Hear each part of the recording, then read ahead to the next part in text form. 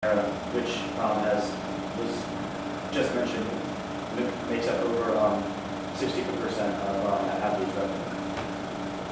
Well, let's talk about patent management in relation to other top drugs in the market. So if you look at the screen, there's the top 12 selling drugs in the world, and you'll see that this is a quick overview of the kinds of patent management they have. If you look, you'll see that Humira and specifically AbbVie submit the most requests for patents, and that means that in turn, they get among the most actual patents issued, which allows them to block the competition for more years than some of their peers, and also in turn allows them to increase their prices. So because they're very good about managing their patents, because they manage to submit requests as much as possible, they get the best requests, which means they get the most patents, which lets them keep the competition out longer and raise their prices further.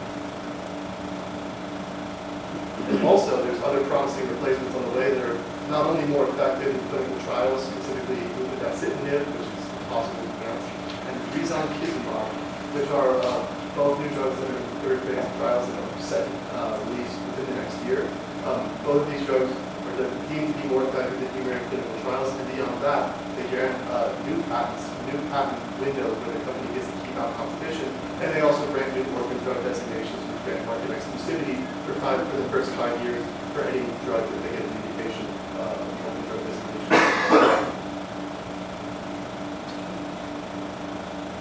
All right, so I mentioned earlier Macaret, AbbVie's flagship HCV franchise. So obviously it's a hepatitis C treatment, and it was just introduced late 2017. I think it just came out for the third quarter. As you can see, $95 million for the first 3 quarters of 2017. This year, already $2,619 million. That's a huge increase, and it's already captured about 45% of the HCV market. It's projected to peak at around 55%, and it's expected to do so very quickly as well. And the main reason for this is that it is solid in terms of efficacy. It's very effective. It has only an 8-week treatment period as compared to the competitor's nearly 12-week treatment period, and it's pan-genotypic. So in terms of hepatitis C, there are multiple genotypes. I think there are up to 6 that we currently have treatments for. Macaret it has the potential to treat all of them, and about 95% of people with hepatitis C can receive relief through Macaret. So here we also have another big reason for its meteoric rise, and that's prices. So Macaret here at $13,200 a month is about half of all of its competitors. We have Vicira, previous AbbVie franchise, and Sovaldi and Harvoni, 2 Gilead-produced drugs, were the previous market share leaders. So AbbVie coming in and cutting the price in half makes it much more attractive to potential users, as well as its efficiency in terms of treatment and its shorter treatment period. And then that it would come in and kind of quickly dominate this market and really put a hampering on Gilead and other pharmaceutical companies looking to enter. So in terms of oncology, AbbVie's top drug is Imbruvica. So it's a once-daily therapy. It treats various types of leukemias and lymphomas. In terms of chronic lymphocytic leukemia and small lymphocytic lymphoma, CLL and SLL, it's the market share leader. So anyone with those diseases, this is kind of the #1 drug for them to go to. It treats some other diseases as well. As you can see, it's had some solid growth compared to last year. And the oncological drug market is really a growing space right now. It has about 3% market share. The market leaders sit at around 5%, but this is really a space where we're expected to see a lot of growth in the future, and we think it's going to lead to a lot of success for Imbruvica as well. And we go to the next slide. You can see just kind of a quick reason as to why we believe it'll be successful. These are kind of the 5 main things that Imbruvica treats right now, and with it we have a number of new diagnoses expected this year. So to have about 40,000 new potential patients, along with the fact that Imbruvica is being used to keep other patients alive and continue to use it. This is really a strong place for them to continue to grow.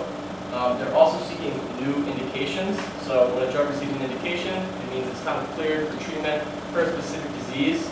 Imbruvica was able to receive 8 indications since 2013. That's relatively rapid as compared to previous FDA approval times. So as they continue to seek new indications and as it continues to see its current client base kind of grow, we're expecting IMBRUVICA to really lead to a lot of improvements for AbbVie in the future. Yes, so these two drugs don't represent as much of, as you say, it's not a much smaller scale, but it is it generates very steady revenue, and they so there's Creon, which is a pancreatic enzyme therapy, and it has a large amount of market share, which I'll show on the next slide. And then we also have Lupron, which treats advanced prostate cancer, and has seen growth within the past few years as well. So this is for Creon, which has pretty steadily represented about 80% of market share, and so this provides a very steady income for AbbVie. Yeah, and just kind of round out their drug portfolio in terms of what they have out now. They have Synthroid, it's used for hypothyroidism, which would be underactive thyroid. As you can see, relatively stable, brings in solid revenue for them, and it's the market leader in terms of thyroid medications. And Synagis, it's used for at-risk infants who people are afraid that they suffer from respiratory viruses. It's sold mainly outside of the U.S., but still another drug that shows pretty stable growth for them and is expected to continue to be a nice source of revenue in the future. So now take a look at their product pipeline. As of last December, AbbVie pipeline includes over 50 compounds, 30 of which were mid and late stage development. They're looking to generate about 35+ billion in additional sales by 2025, so it's going to add a lot of value to the company. The company currently has 26 compounds in phase 1, 9 in phase 2, and 8 in phase 3, which we have listed at the bottom of the slide. The phase 3 drugs are expected to release pretty soon. The biggest drugs are highlighted above and are included in our model. The Rova-T is expected to hit the market very soon. The Complexta is highlighted in a different color because it's in the process of getting for more indications or diseases. But already it is selling very well in the markets in which it has been released. However, we did not model in any of the markets for which it does not yet have approval. Now we take a look at the product pipeline versus the overall market. We see that AbbVie has a greater focus on oncology, immunology, neurology, and an average level of concentration on neurology. And these are areas of focus that tend to deal with orphan drugs. They're most familiar with orphan drug designations. And as previously stated, companies tend to rely on orphan drug designations because they get more protection in the market, tax benefits, and get more price power, just name a few of the reasons why they prefer them. And their pipeline is thus more concentrated in this area as opposed to the rest of the market, so it's more attractive to potential businesses. And just looking at the company overview in terms of some of their products and drugs, how each of these would get guidance to the company, specifically Milagros, Simplicity, and Rova-T.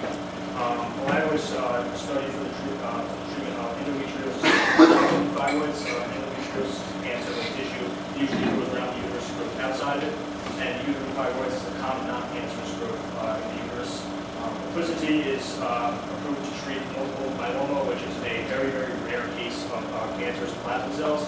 And Rova-T, which targets the cancer stem cell associated target like protein 3, and it's investigated as a combination therapy with Bristol Myers Squibb's Opdivo and Opdivo plus steroid regimen as a second-line treatment for extensive stage small cell lung cancer.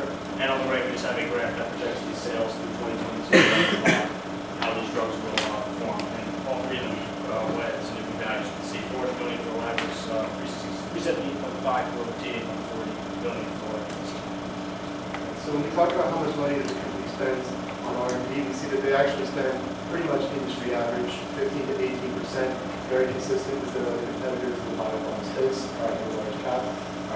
We think that in the future they're going to continue to be about average, probably slightly below average in the future because they've spent so much on R&D in recent years to develop their pipeline. So it's likely to decrease in the future as they start to focus on marketing those new drugs rather than developing new ones.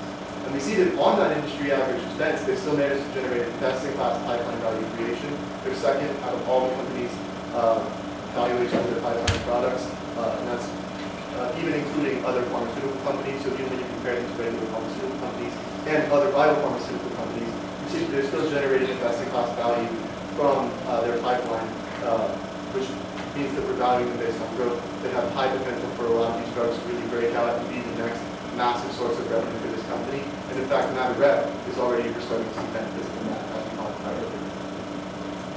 So I'll just talk a little bit about ABBV's emphasis on collaboration and the competitive advantages that it offers them.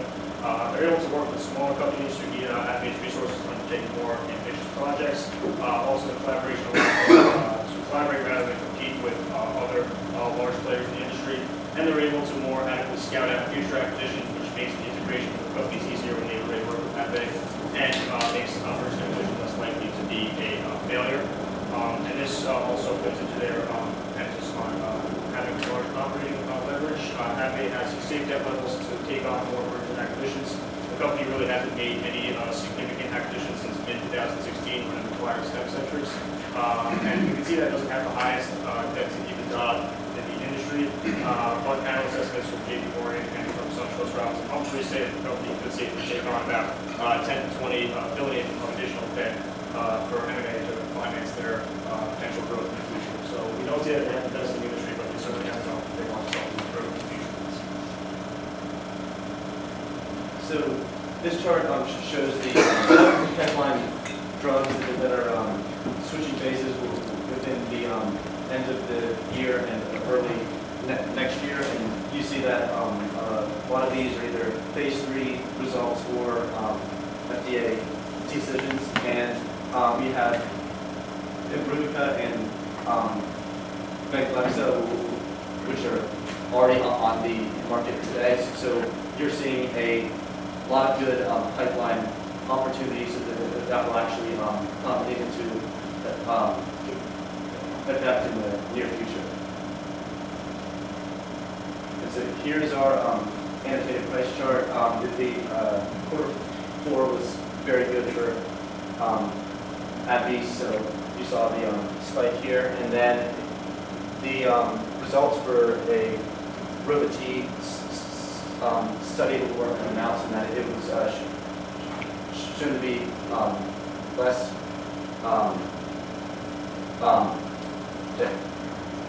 effective than what was hoped for. However, we feel that the market sort of unfairly penalized AbbVie for it, as it wasn't expected to make up a lot of AbbVie's revenue in the first place. And then if you also look at the pipeline drugs, it more than makes up for the lost efficiency with Rova-T. Okay, so when we talk about the actual valuation, we were really, we have a really complex revenue model here. Basically, we modeled out the revenue by product for each of these products, and then we also have consensus estimates in there for the pipeline model, which is the 4 biggest drugs in their pipeline in terms of expected sales. We use the consensus estimates for those pipeline estimates, which is very conservative, even though we think that there's a massive rate of competition for most of these drugs. It still limits the potential for these companies in terms of the drugs that they've already been approved for. So as these drugs get new approval, as they start to hit the market, we'll start to see the valuation of the company goes up because these drugs, these pipeline drugs that are expected to generate a massive share of their revenue in the future are going to get even more approvals, be able to be used for even more drugs in the future. In general, we see that for the new pipeline products, we're going to see accelerated growth in the future as these products launch. And then for their established products, especially Humira, we have decelerated growth at first and then declining growth. We have Humira revenue generation in 2018, and then decelerating and then finally actually actively declining. And we think that there's going to be less biosimilar erosion than the overall market thinks there's going to be. But we're not kidding ourselves. We still think there's going to be some biosimilar erosion as the competitors come out, especially in Europe. So we modeled in a pretty conservative amount of decelerating growth, even though we still have higher Humira revenue in the later years than consensus estimates. So talking specifically about the DCF, we have a WACC of 9.4%, and the Gordon growth method ended up giving us a share price of 110. The terminal multiple ended up giving us a share price of 137.91, which makes sense because the company is ultimately being valued based on growth potential, based on its potential to generate sales in the future, rather than its overall current like EBITDA. So when you assume that it's just going to grow at 3% in line with the economy, of course, it's going to spit out a lower valuation. But when you confirm the multiple method, which tends to value it a little bit higher because it's based on that exit multiple, you see that that's that 137 multiple. And we ended up for the DCF portion of our valuation just using a simple average of 2. Then for comparable companies analysis, the first thing I want to call your attention to is the EV/EBIT ratio, as well as the EV/EBITDA ratio. We saw that it's not as good for valuing pharma and biotech companies. It's very inconsistent in terms of the valuations by the outputs, and in the long term, it also we see a lot of variance between the U.S. large cap pharmaceutical companies and the U.S. large cap biotechnology companies that it's actually directly competing with. So ultimately, EV/EBIT and EV/EBITDA are not good ratios to look at. And then next, let's look at EV to sales. We wanted to clarify that we see lower EV to sales for overall pharmaceutical companies than for large biotech companies because we tend to value these large cap biotech companies based on potential growth, based on future, more so than their current sales. So we see those higher EV values, which will affect in the future for those biotech companies.